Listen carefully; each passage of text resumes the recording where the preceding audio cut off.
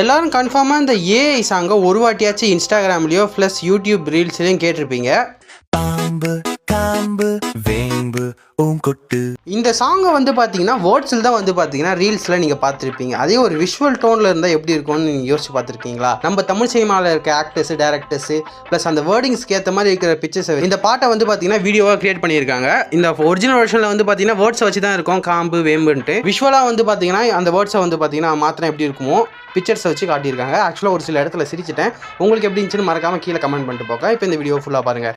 பாம்பு காம்பு வேம்பு பூங்கொட்டு உண்மை நன்மை மென்மை துபுத்தடி பின்னொலி மின்னொலி விண்ணொலி மறந்தாயோ